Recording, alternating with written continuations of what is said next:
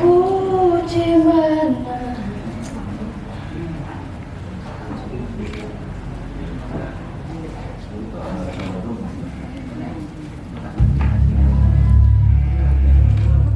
Jauh sudah aku berjalan dari kelam ke kelam, menembus kegelapan. Masih belum ku dapat cahaya lain untuk menemani cahaya yang kubawa ini. Jika ada titik-titik kecil cahaya di bumi, akan kurengkuh ia, kusatukan, dan dalam kelam yang sepekat ini, tentu ia akan menjadi penerang di tengah kuasa kegelapan. Oh cahaya, di mana-mana cahaya telah mundur dan lembus, tiada jejaknya. Di mana suluh para peladang yang berjalan di pematang? Di mana obor para pejalan yang melintasi gurun? Di mana lentera para pelaut, lampu damar para perimba, juga belencong-belencong pada kelir? Aku mencarimu. Juga cahaya lampu tembok yang menyinari anakku mengaji.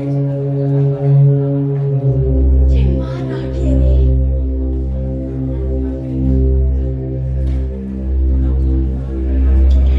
Kini di manakah aku mengaji?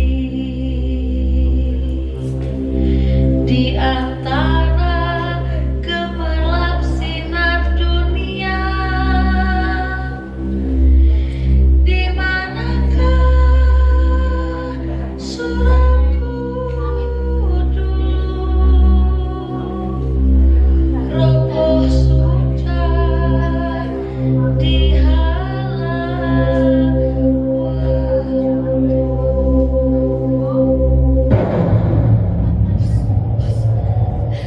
Jangan takut nak, hanya petir.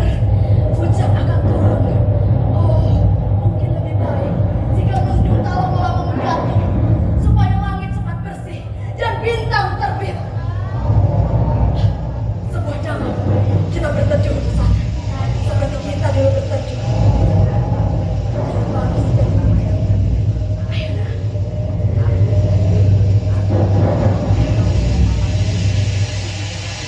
Tidurlah, tidurlah sayang. Anak manis jangan menangis. Kalau menangis, susah besarnya. Ah, hujan yang sebentar, tapi cukup menidurkan buah hatiku. Ia tak menangis, maka itu cepat besarnya. Ia tak mengeluh karena tahu keadaan ayah ibunya. Ia menerima dirinya sebagai anak yang patuh, manis dan sopan.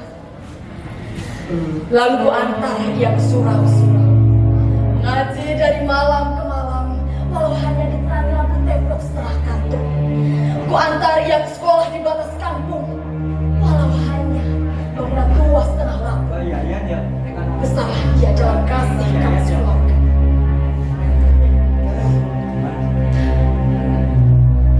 Apa daya, saat ia harus sekolah lebih tinggi, ayahnya sakit, ayahnya meninggal.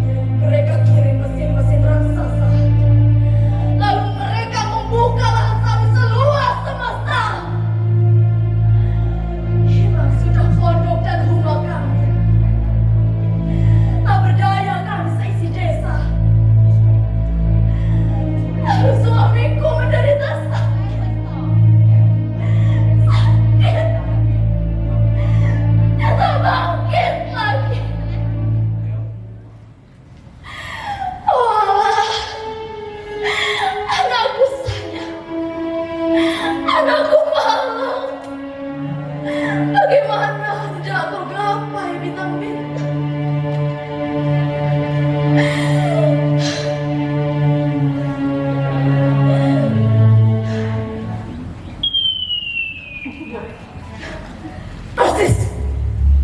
Persis seperti ini dulu. Ketika anakku memutuskan untuk pergi,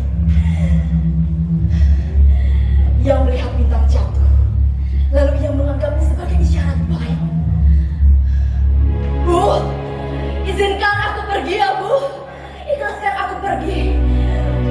Izinkan aku mengadu nasib untuk hari esok. Percayalah Bu, tak akan aku melupakan Ibu. Nasihat-nasihat Ibu, kasih Ibu. Tak akan aku melupakan Ayah, kasih Ayah. Batu nisan Ayah penyebab kematian Ayah. Pergilah nak. Ibu ikhlaskan engkau dalam doa. Badan Ibu boleh kau lupa. Batu nisan Ayah boleh tak kau ingat. Tapi nasihat dan nilai hidup itu betul yang tak boleh kau lupa. Agar tak karam di daratan, tak binasa di lautan. Marilah.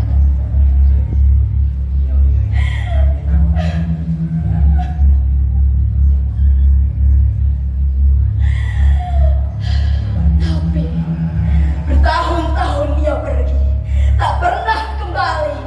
Tapi bukan itu yang membuatku menangis. Tak pernah kusali nasib baik yang menuntun hidupnya. Ku dengar kabar bahwa ia telah berhasil menjadi orang penting di kota.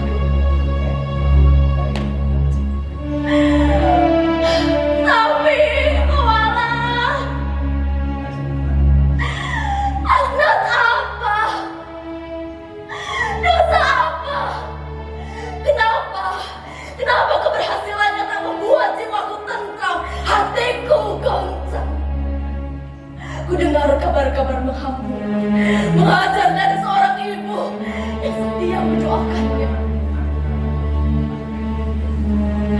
Tahukah ia, tiap kali ia merogoh laci kantornya, sesungguhnya ia telah merogoh hatiku yang tercabik.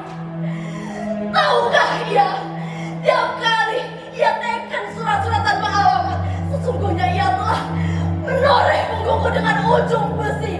Tahukah ia, tiap kali ia terima upeti dari mereka yang takut, sesungguhnya ia telah mengurus air mataku. Dan tiap kali ia meludah dan muntah karena kenyang, sesungguhnya ia telah meludahi wajahku, meludahi wajah seorang ibu yang ditinggal si anak hilang.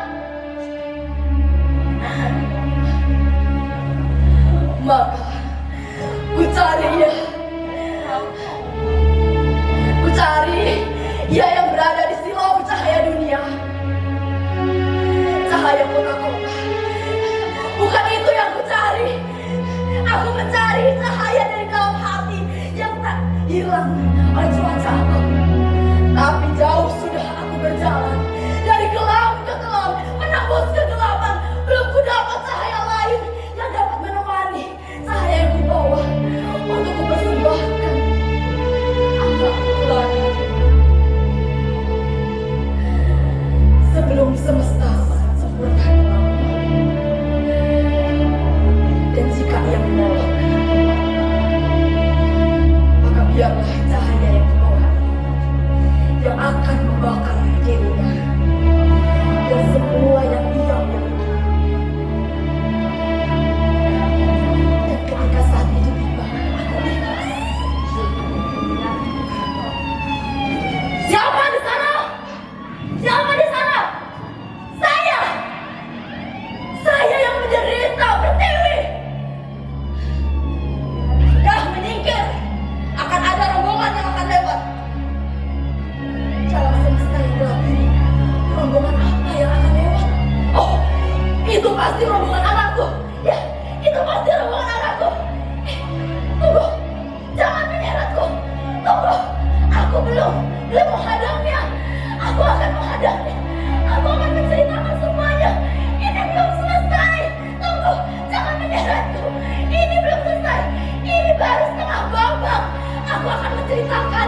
di kota